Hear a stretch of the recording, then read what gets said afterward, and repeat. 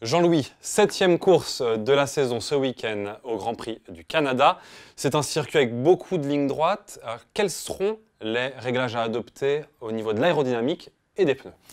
Alors tout d'abord, l'aérodynamique. On va régler les voitures très proches du sol parce qu'on a besoin de pas mal d'effets de sol. Ça, c'est la règle de base. Au Canada apparaît ce qu'on va appeler l'aérodynamique grande vitesse. Pas très grande vitesse comme à Monza, mais grande vitesse. C'est-à-dire des appuis légèrement plus faibles, et même beaucoup plus faibles qu'à Monaco par exemple. C'est-à-dire des ailerons moins braqués et plus fins. Ça, c'est important.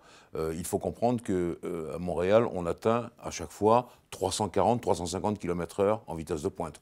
Donc, vous voyez que c'est très rapide. Du côté des pneus, eh bien, comme c'est un circuit qui n'est pas vraiment permanent, on ne court pas beaucoup, et que le macadam est un peu lisse comme celui de Monaco, on va prendre tout ce qu'il y a de plus souple dans la gamme Pirelli, les ultra soft, les super soft et les soft. Vous connaissez les couleurs, hein. C'est mauve, et puis c'est rouge, et puis c'est jaune. Voilà. Mais on a les pneus les plus tendres de la gamme.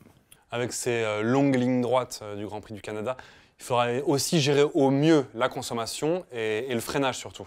Oui, parce que c'est un circuit d'accélération-freinage. Alors déjà, accélération, attention à la consommation. Quelquefois, on a des surprises en fin de course. Attention également aux montées de régime moteur. 70% à pleine charge sur un tour, c'est beaucoup. On n'est pas comme à Monza à 75%, mais enfin 70%, c'est beaucoup.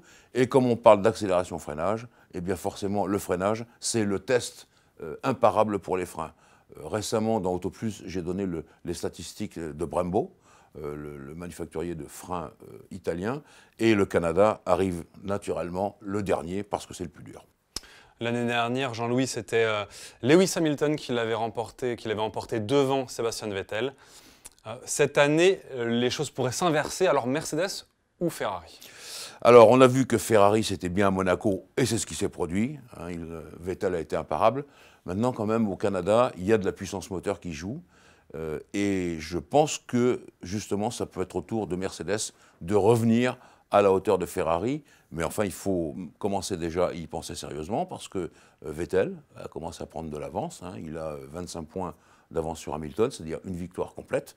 Et donc, attention à cela. Je dois ajouter quand même qu'à Montréal, Hamilton est toujours très très fort. Hein. Le nombre de victoires qu'il a là-bas parle pour lui. Et le Grand Prix du Canada, c'est également une grosse ambiance avec un tracé tout proche du centre urbain. Il faut s'attendre à l'effervescence là-bas. Oui, parce que c'est une période de l'année où il commence à faire très beau. Sur le Canada, il pleut aussi, hein, je vous rassure, ça peut arriver. Mais les Québécois sortent beaucoup. Il y a une ambiance donc très proche parce qu'on est à quelques stations de métro du centre de la ville. Et puis il y a toujours cette espèce de gentillesse des Canadiens qui accueillent la F1 comme un véritable événement. Et ça vaut vraiment, vraiment, vraiment le coup de vivre le Grand Prix du Canada.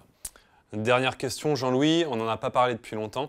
Où en est-on avec le Grand Prix de France? Alors ça tombe bien, cette question, parce qu'on a vu plusieurs choses. Hein. On a vu que le maire de Nice s'était préoccupé de ce Grand Prix, Christian Estrosi. On a vu que le circuit lui-même, Paul Ricard, avait commencé à lancer les projets. Mais dans tout cela, on avait un peu oublié le propriétaire du circuit, ou plutôt la propriétaire, c'est-à-dire Slavisa, ex-Madame Ecclestone, qui est propriétaire de ce circuit. Et aujourd'hui même, Jean Alesi, son ami, lui fait faire le tour du propriétaire, c'est le cas de le dire, pour voir comment tout ça va être installé, comment tout ça va être régi. Et vous voyez comme ça prend vraiment tournure, ce Grand Prix de France. On n'attend plus que la date, bien entendu, qui sera, on l'espère, durant l'été, parce que c'est le Grand Prix des vacances.